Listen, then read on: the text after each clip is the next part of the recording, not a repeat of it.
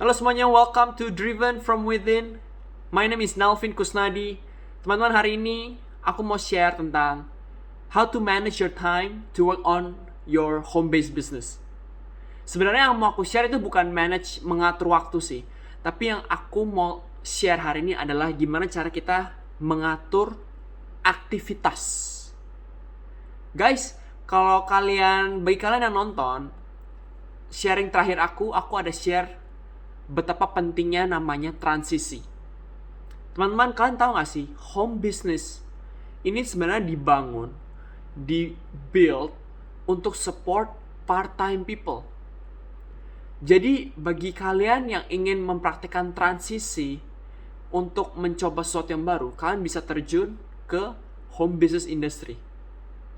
Guys, untuk saran aku yang pertama, aku mau share ke kalian, don't treat this like a business. Actually, you need to treat this like a job. Jangan melakukan ini sebagai bisnis, tapi sebagai pekerjaan Anda.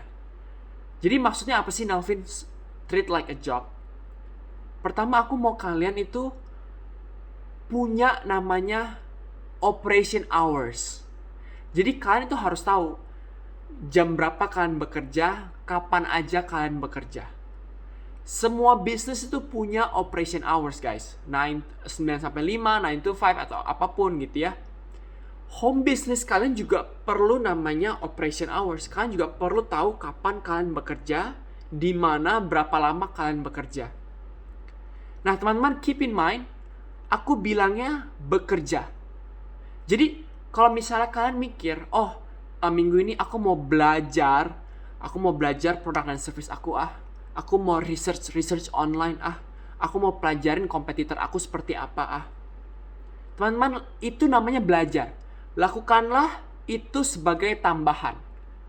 Jadi bukan sebagai waktu kalian bekerja ya, sebagai tambahan. Makanya inilah kenapa aku mau bahas mengatur aktivitas. Inilah aktivitas-aktivitas yang aku ingin Anda punya gitu. Nah, aktivitas bekerja itu seperti apa sih? Aku mau kalian itu untuk mulai mikir bekerja itu dengan namanya premium task, premium pekerjaan. Misalnya kalian memutuskan untuk, teman-teman, jujur average orang di home business industry itu mereka nyumbang 10-20 jam per minggu. Minimum ya. Nah, karena waktunya sedikit, isilah waktu-waktu tersebut dengan premium pekerjaan yang premium. Jadi seperti apa sih pekerjaan premium? Pekerjaan premium itu seperti kayak kalian tuh share tentang produk dan service atau company kalian. Kalian coba present, kenalin ke customers Anda.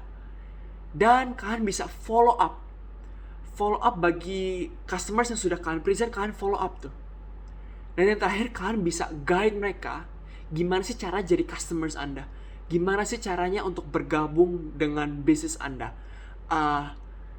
lebih tahu tentang Anda atau company Anda lebih lagi, gimana sih caranya. Itu namanya premium task, premium pekerjaan. Teman-teman, aku mau share ada 3 jenis orang yang terjun di home business industry. Jenis orang pertama, gue mau kerja sesempet gue aja. Teman-teman, kalau orang ngomong seperti ini, kita kira-kira bisa tahu lah penghasilan dari home business mereka itu seperti apa. Pastinya nggak mungkin positif, karena dia sendiri juga kayak nggak komitmen, asal-asalan kerjanya, ya kan? Jenis orang kedua adalah, ini tipe orang yang ekstrim. Gue mau kerjaan ini 24 jam sehari, terus ekstrim gitu ya. Cuma sisi jeleknya dari tipe orang kedua ini adalah, kalau misalnya mereka tidak melihat hasil, mereka itu gampang down, gampang kena discourage, putus asa, frustrated, terlalu ekstrim, jadi burnout, kecapean. Dan ada jenis orang ketiga. Jenis orang ketiga itu seperti apa? Jenis orang ketiga adalah, I treat this like a profession. Home business itu adalah profesi saya. Jadi karena profesi, saya harus mengatur, saya harus memilih kapan saya bekerja, berapa lama saya bekerja, dan lakukan secara konsisten. Itu namanya profesi. Dan itulah jenis orang ketiga. Teman-teman, kalian ada di kategori yang mana? 1, 2, atau 3? Jujur, saya dulu ada di kategori yang pertama. Tapi saya belajar guys. Dan saya mau share ini ke kalian. Supaya kalian itu belajar dari kesalahan aku pribadi dan tidak mengulangi kesalahan yang sama. Selain itu teman-teman, aku mau juga share bagaimana here's what most people do ya. What most people do.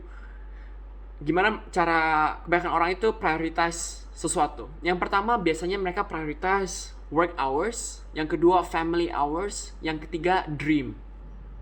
Nah, this is the problem sebenarnya teman-teman. Dream itu yang terakhir. Sedangkan segala sesuatu yang terakhir itu pasti movable. Pasti kita bisa geser-geserin, kita pindah-pindahin waktu-waktunya. Karena yang terakhir nggak kayak kesana nggak gitu penting.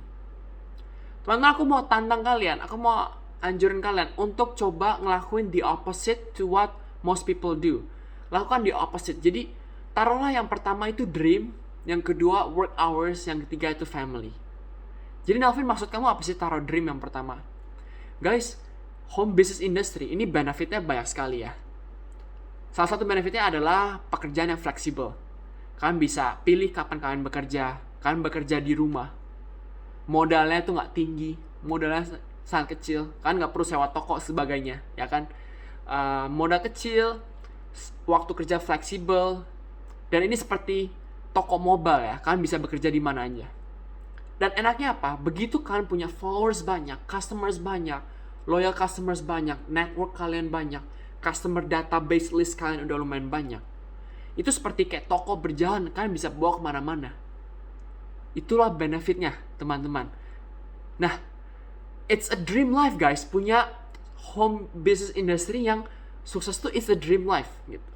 Makanya aku mau anjurin kalian untuk cobalah taruh itu sebagai yang pertama. Jadi yang pertama itu maksudnya apa? Jadi begitu kalian taruh yang pertama, aktivitas-aktivitas lainnya seperti aktivitas bekerja, aktivitas keluarga, lakukanlah sekeliling jam kerja home business Anda. Jadi misalkan kalian udah praktekin nih, kalian udah patokin, oke, jam kerja home business aku sekian. Misalnya setiap malam. Lakukan, jangan digeser-geser. Gitu teman-teman. Jangan digeser-geser. Intinya seperti itu. Lakukanlah segala suatu hal lainnya tuh di sekitar jam kerja home business Anda. Seperti itu. Teman-teman, sekian sharing dari saya.